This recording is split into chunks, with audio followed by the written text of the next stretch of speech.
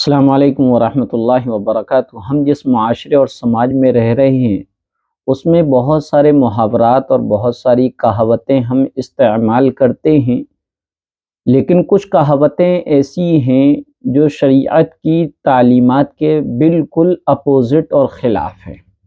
اس میں سب سے پہلی کہاوت جو بولی جاتی ہے، اینٹ کا جواب پتھر سے دیں۔ یعنی کوئی اگر ہم پر ظلم کرے گا تو ہم اس پر ظلم در ظلم کریں گے۔ کوئی اگر ہمیں گالی دے گا تو ہم 10 گالیاں بدلے میں اس کو دیں گے۔ یہ اس کہاوت کا مطلب ہوا کرتا ہے، اینٹ کا جواب پتھر سے دیں گے۔ تو آئیے یہ کہاوت اسلامی تعلیمات کے کتنے خلاف ہے، اپوزٹ ہے، ہم اس کو سمجھتے ہیں۔ اسلام میں یہ فرمایا گیا، اگر تم پر کوئی ظلم کرتا ہے، ناحق ستاتا ہے، یا تمہارا کوئی حق مارتا ہے، تم اپنے حق پر رہتے ہوئے اپنے حق کو معاف کر دو تو اللہ تبارک و تعالی تمہیں اس وقت معاف کرے گا جب تمہیں معافی کی بے حد ضرورت ہوگی، یعنی حشر کے دن۔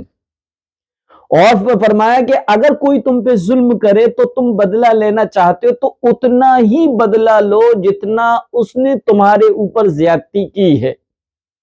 لہذا اگر ہم اس کہاوت کو کہتے ہیں کہ اینٹ کا جواب ہم پتھر سے دیں گے تو ہم ظالم ہو گئے، اور ظالموں کو اللہ تعالیٰ پسند نہیں فرماتا ہے۔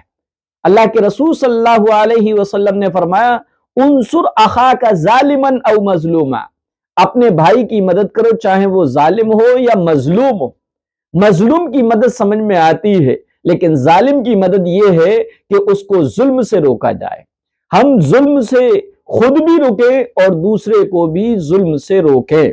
تو یہ ایک وہ کہاوت تھی جس کو ہم اور آپ کہتے رہتے ہیں۔ دوسری کہاوت، 900 چوہے کھا کر بلی حج کو چلی، یہ بہت ہی زیادہ مشہور کہاوت ہے، اور اکثر لوگ اپنے لیے نہیں بلکہ دوسروں کے لیے، دوسروں کی کردار کشی کے لیے اس کو استعمال کرتے ہیں۔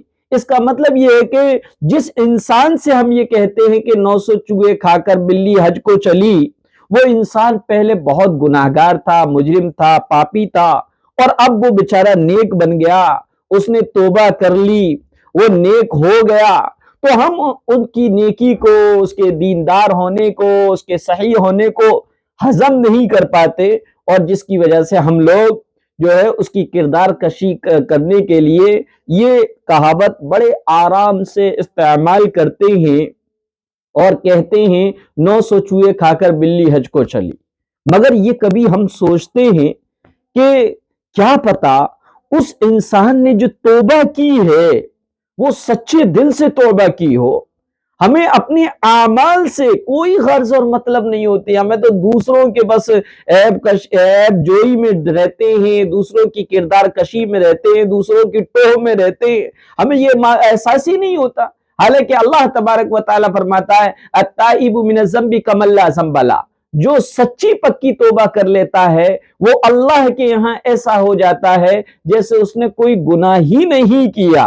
اب اگر ہم جو ہے اپنے اعمال سے غافل ہو جائے، بے پرواہ ہو جائے، اور خود ہم کیا ہیں ہمیں اس کا احساس نہ رہے، اور ہم دوسروں کی ٹوہ میں لگے اور دوسروں کو جج کریں، دوسروں کو جانچیں، یہ تو بڑی کیا ہے بے وقوفانہ بات ہے۔ ہم سے ہماری قبر کے بارے میں پوچھا جائے گا، اس سے اس کے قبر کے بارے میں اس کی قبر میں اس کے بارے میں پوچھا جائے گا۔ ہم سے دوسروں کے اعمال اور دوسروں کے گناہ کے بارے میں ہرگز نہیں پوچھا جائے گا۔ اس لیے دوسروں کو جج کرنا چھوڑیے، اپنے آپ کا محاسبہ کیجئے، اپنے آپ پر نظر ڈالیے کہ ہم کتنے پانی میں۔ ہو سکتا ہے جس گناہ پر اس کو آڑ دلا رہے ہیں اس نے تو سچی توبہ کر کے اللہ کے یہاں اپنا معاملہ صاف کر لیا، لیکن ہم نے اس کو حقیر سمجھ کر اس کے عیب جوئی کر کے ہم نے اپنی آخرت تباہ و برباد کر لی۔ اس لیے یہ کہاوت ہرگز استعمال نہ کریں، کیونکہ حج 900 چوہے کھا کر بلی حج کو گئی تو حج پر جانا بھی تو بڑی فضیلت اور سعادت کی بات ہے۔ اللہ جس کو بلاتا ہے وہی حج پر جاتا ہے۔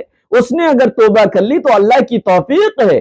ہمیں اپنے بارے میں فکر کرنا چاہیے اور آج سے یہ عہد کرنا چاہیے کہ اینٹ کا جواب پتھر سے دیں گے اس کہاوت کو، اور 900 چوہے کھا کر بلی حج کو گئی اس کو، دونوں کہاوتوں کو استعمال نہیں کریں گے، کیونکہ ہو سکتا ہے آپ کی یہ کہاوت استعمال کرنا یا کسی کو آر دلانا یا شرمندہ کرنا کہ وہ پہلے گناہگار تھا، اس نے کیا ہے گناہ کیے تھے، اب وہ نیک بن گیا ہے، ہماری اس کہاوت کی وجہ سے ہو سکتا ہے وہ اپنی گزشتہ اور پاسٹ والی زندگی میں لوٹ کر پھر وہی گناہوں کے دلدل میں دھس جائے اور گناہوں کو کرنے والا بن جائے، تو اس کا ذریعہ ہم بنیں گے، اس کا ہم سے مواخذہ ہوگا۔ اس لیے کسی کو آر نہ دلائیں، کسی کی کردار کشی نہ کریں، کسی کی عیب جوئی نہ کریں، اور اس کہاوت کو تو ہرگز استعمال نہ کریں۔